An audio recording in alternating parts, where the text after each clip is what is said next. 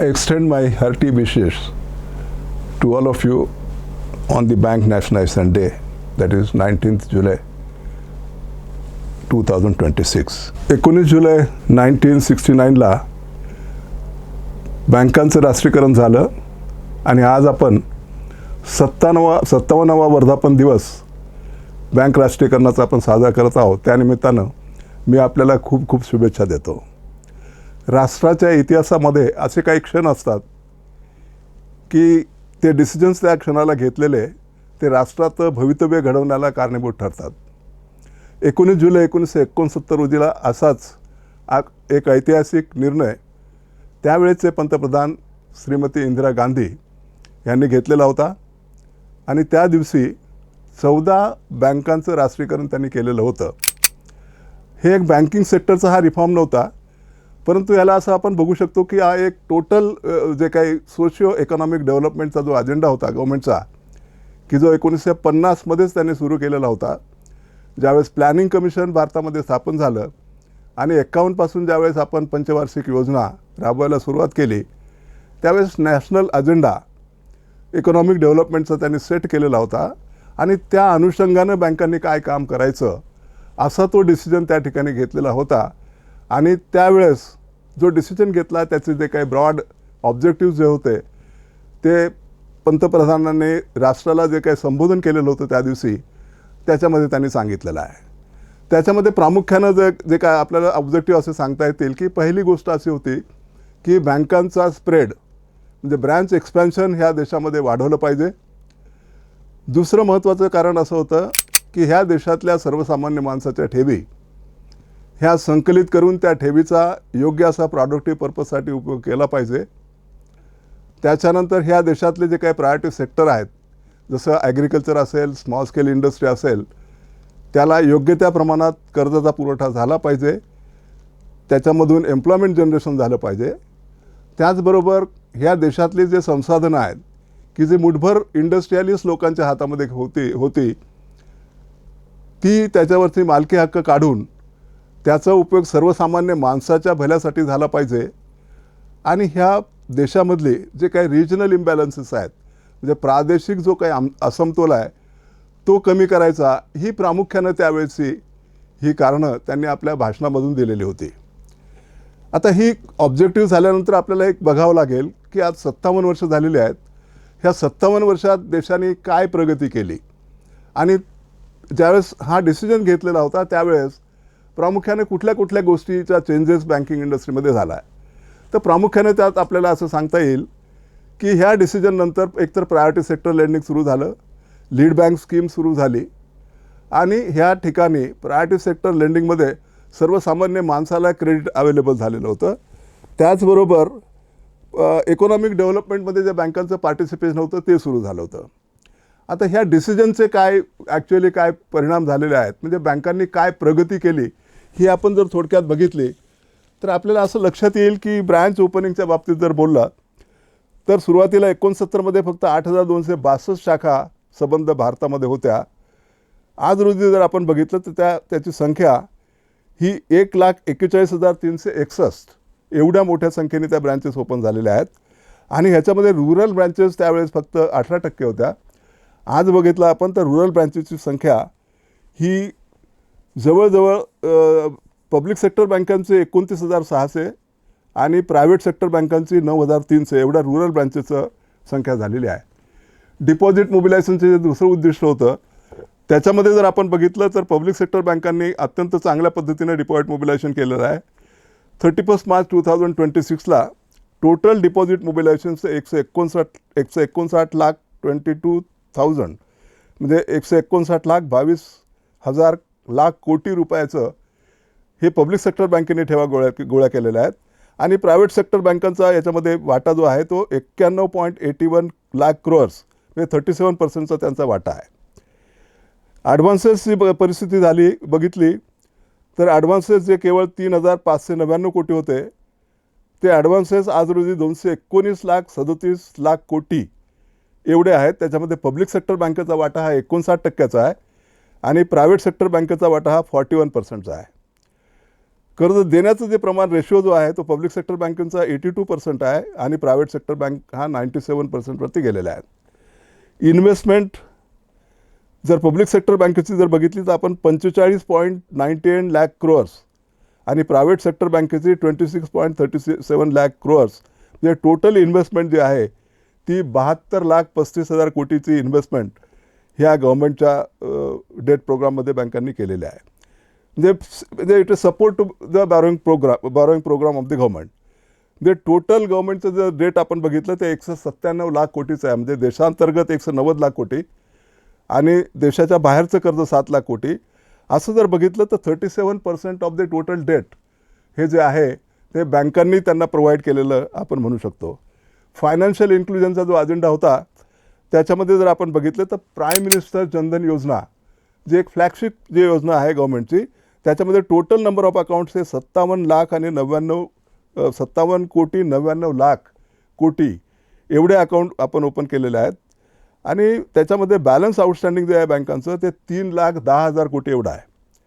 Women beneficiary हे 57% याच्यामध्ये आहेत आणि रुरल आणि सेमी अर्बन क्षेत्रातलं जे अकाउंट आहेत ते 78% अकाउंट आहेत.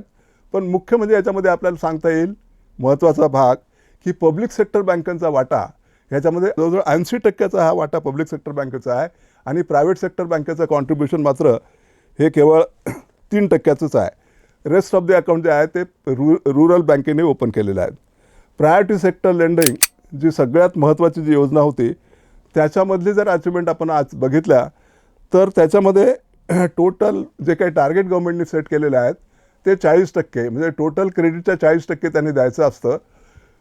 ते जर आज बघितलं आपण 2025 ह्या दिवशी ते साधारण 43% आहे आणि आजचं जर लेटेस्ट जर बघितलं ते 46% आहे. ॲग्री सेक्टरचं पण 18%चं टार्गेट बँकांनी कंप्लीट केलेलं आहे.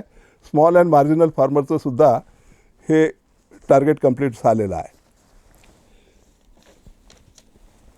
आता एवढं सगळं प्रोग्रेस झाल्यानंतर आता सध्याची परिस्थिती असं आहे की बऱ्याचशा लोकांना असं वाटू लागलं की ह्या पब्लिक सेक्टर बँका ह्या अत्यंत स्ट्रॉंग झालेल्या आहेत.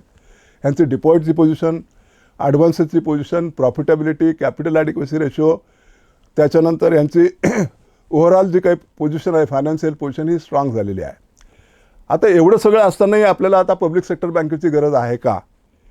तर बरेचसे ब्युरोक्रॅट्स असतील, गव्हर्नमेंटचे मध्ये काही थिंक टँक असतील किंवा सोसायटीमधले काही थिंक टँक असतील, त्यांना असं वाटतं की ह्या पब्लिक सेक्टर बँकांचं आता कन्व्हर्जन ह्या प्रायव्हेट सेक्टर बँकेमध्ये झालं पाहिजे. मग आता हे जर काही सध्या मतप्रवाह असेल तर आपल्याला एक लक्षात घेतलं पाहिजे की बुवा ह्या अचिव्हमेंट ज्या आहेत आपण जे आत्ता बघितल्या, whether these achievements are really sufficient, की ज्या गोल्स आपण सेट केलेले होते ते संबंध गोल ह्याच्यामध्ये फुलफिल झालेले आहेत का? आकडेवारी जर बघितली तर हे अतिशय सुंदर फिनॉमिनल प्रोग्रेस आपल्याला दिसतं. परंतु जर आपण ह्याच्यामध्ये डीपमध्ये जर जायचं ठरवलं तर आपल्याला बऱ्याचशा काही स्टार्क रियालिटी आपल्याला दिसू शकतील.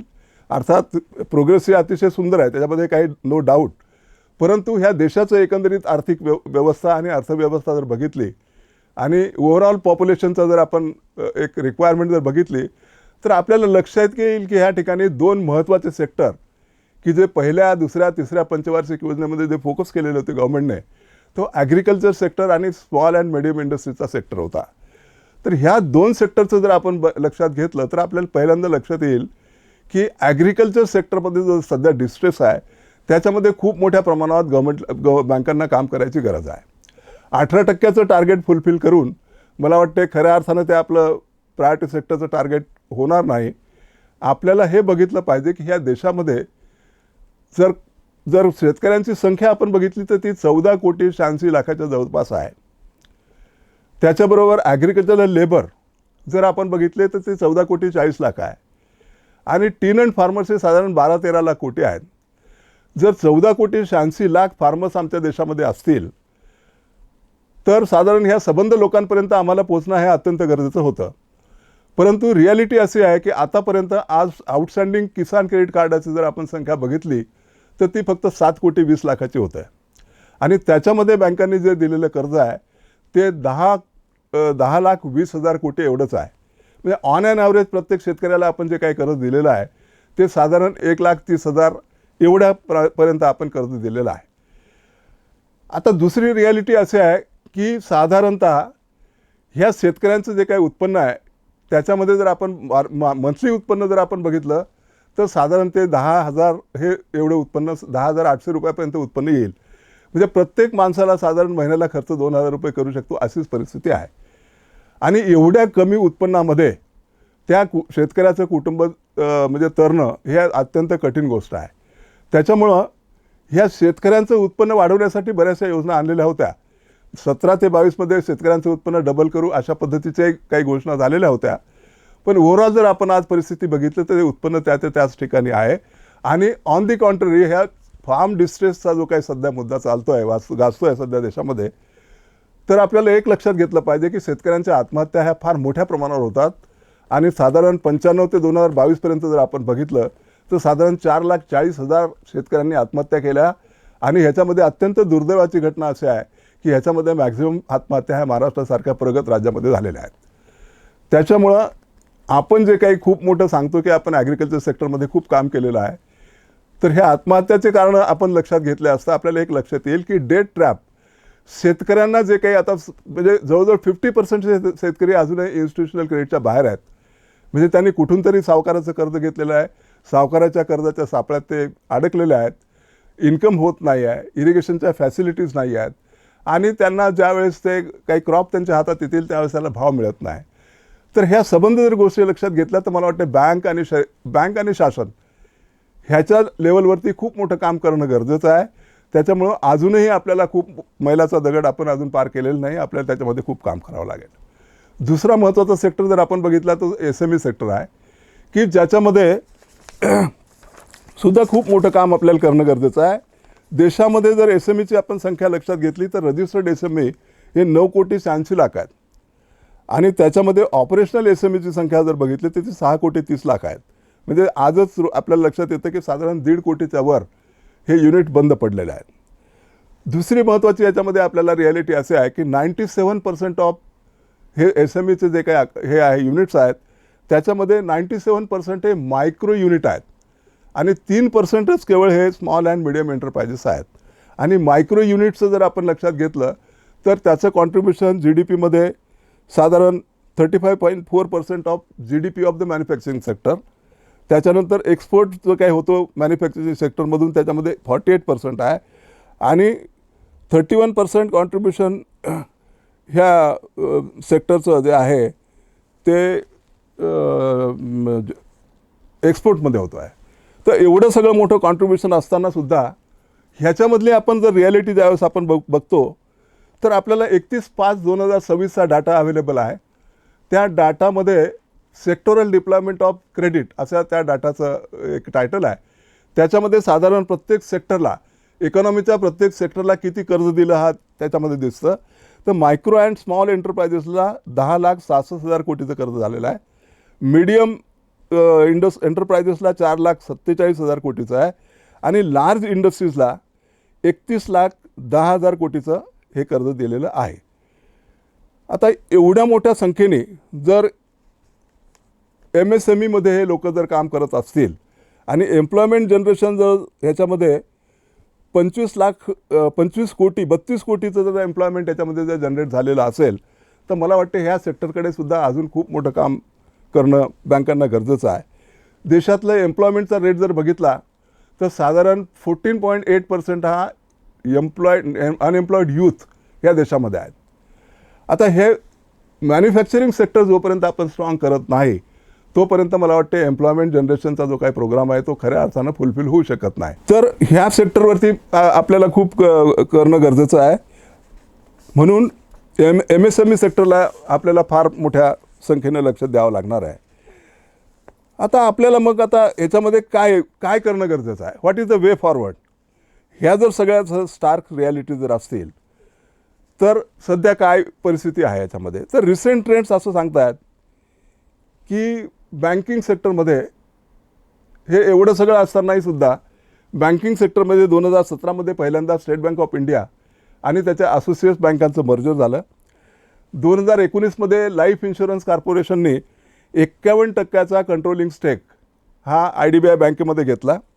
2020मध्ये एक मेगा मर्जर झाला आपल्या इंडस्ट्रीमध्ये, देशामध्ये. PNBमध्ये OBC, United bank of India ह्या 2 मर्ज झाल्या. लाईकवाईज बाकीच्या बँकांमध्ये अशाच बँका मर्ज होऊन आपल्याकडं PNB, Canara bank, union bank, bank of Baroda आणि इंडियन बँक अशा 6 मोठ्या बँका तयार झाल्या आणि ओव्हरऑल बँकांची संख्या ही फक्त 12वरती राहिलेली आहे. त्याच्यानंतर आपण जर असं बघितलं तर साधारणतः 2021 हा जो पिरियड आहे, त्या 2021च्या बजेटमध्ये 1 फेब्रुवारी 2021ला फायनान्स मिनिस्टरनं असं अनाऊन्स केलं की ह्या देशामधल्या 2 पब्लिक सेक्टर बँका आणि 1 जनरल इन्शुरन्स कंपनी ही प्रायव्हेटाईज करायची आहे. आणि त्या प्रायव्हेटायझेशनचं त्यांनी काम करायला सुरुवात केलेली होती, पण बाकी जो काही या देशामध्ये जो काही विरोध झाला, पर्टिक्युलरली बँकिंग सेक्टरमधून जो विरोध झाला, काही बँकिंगच्या एम्प्लॉयच्या युनियननी जो विरोध केला, त्याच्यामुळे हे संबंध मागं पडलेला आहे. परंतु हे सगळं जरी होत असताना, हे जरी होत असेल तरी IDBI बँकेचं प्रायव्हेटायझेशनचा आता सध्या मोठा म्हणजे कदाचित या महिन्यामध्ये त्याचा डिसिजन होऊ शकेल. आणि लेटेस्ट जर आम्ही आता ट्रेंड बघितला तर ह्या बजेटमध्ये सुद्धा असंच त्यांनी सांगितलं की एक high level committee on banking sector reforms, जे विकसित भारताचं जे काही प्राईम मिनिस्टरने जे काही योजना केलेली आहे, जे धोरण ठरवलेलं आहे, त्याच्यासाठी बँकिंग सेक्टर रिफॉर्म्स हे करायचे आहेत. आणि ह्या बँकिंग सेक्टर रिफॉर्मसाठी एक committee, high level committee form करायची आहे. कदाचित डिफेन्स DFAचे सेक्रेटरी हे कदाचित ते कमिटी हेड करतील. आणि ही कमिटीचे टर्म्स ऑफ रेफरन्स हे आता सध्या जवळजवळ फायनलाइज झालेले आहेत. आणि ह्या कमिटीच्या रेफरन्समध्ये मुख्यत्वे करून की ह्या ज्या काही 12 पब्लिक सेक्टर बँका आहे, त्याच्या 4-5 मोठ्या ग्लोबल लेवलच्या बँका तयार करायच्या, म्हणजे त्याच्यामध्ये परत मर्जर करायचा आहे. त्याच्यानंतर त्यांचे बॅलन्स शीटचे जे काय कॅपिटल लिव्हरेज करून जास्त कर्ज कसं देता येईल ते बघायचं आहे. त्याच्यानंतर त्या ठिकाणचं मॅनेजमेंटमध्ये काही ड्रास्टिक चेंजेस आणायचे का ते सुद्धा त्यांना बघायचं आहे. आणि competitive element, global competitive element ह्या बँकांमध्ये आणायचं आहे. पण ओव्हरऑल जर आपण असं बघितलं की नवीन लायसन्सेस पण याच्यामध्ये द्यायचे आहेत. म्हणजे इंडस्ट्रियल हाऊसेसला आतापर्यंत एंट्री याच्यामध्ये नव्हती, ते इंडस्ट्रियल हाऊसेसला कदाचित एंट्री याच्यामध्ये मिळू शकेल. आणि फॉरेन डायरेक्ट लिमिट जी पब्लिक सेक्टर बँकेमध्ये आहे 20%ची, ती कदाचित 49% नेण्याचा आता मानस सध्या गव्हर्नमेंटचा आहे. प्रायव्हेट बँकेमध्ये तो ऑलरेडी 74% आहे. इन्शुरन्समध्ये 100% आलेला आहे. तर एकंदरीत याचं सूत्रवाच असं दिसतं आहे की प्रायव्हेटायझेशनचा काही जो रेटा आहे तो आता जोमानं काम करायला सुरुवात करेल. आणि हे काही जे रिफॉर्म्स आहेत, ते रिफॉर्म्स काय करायचे हे जरी रेफरन्सेस असतील तरी अल्टिमेटली रिफॉर्म्स काय करायचे हे शेवटी गव्हर्नमेंट ठरवणार आहे. आणि एवढा मोठा अनफिनिश्ड अजेंडा की जो आपण बघितला की जे 2च सेक्टर महत्त्वाचे आहे की ज्याच्यामधून एम्प्लॉयमेंट जनरेशन होईल, ज्याच्यामध्ये देशाचं काही कल्याण होईल, प्रोडक्शन वाढेल, असे मॅन्युफॅक्चरिंग सेक्टर आणि ॲग्रिकल्चर सेक्टर ह्याच्यामधला अनफिनिश्ड जे काही गोल्स आहेत ते अजून न झालेलं असल्यामुळं पब्लिक सेक्टर बँकेचं ह्या ठिकाणी अस्तित्व असणं आणि त्याची ग्रोथ होणं हे मला वाटतं राष्ट्राच्या हिताच्या दृष्टीने अत्यंत महत्त्वाचं आहे. त्याच्यामुळे जर फ्युचर जर काय आपल्याला ह्या बँकांचं सिक्युअर करायचं असेल तर पब्लिकनी ह्या संबंध कॉजमध्ये स्वतः उतरून बँकांचं अस्तित्व मला वाटते टिकवून ठेवणं ही आता काळाची गरज आहे. आणि ह्या काळाची जी गरज आहे त्या काळाची गरज ओळखून मला असं वाटते पब्लिक ह्या लढ्यामध्ये स्वतः उतरेल आणि जे काही कॉज आहे ते कॉज सर करू शकेल. With this I would like to conclude.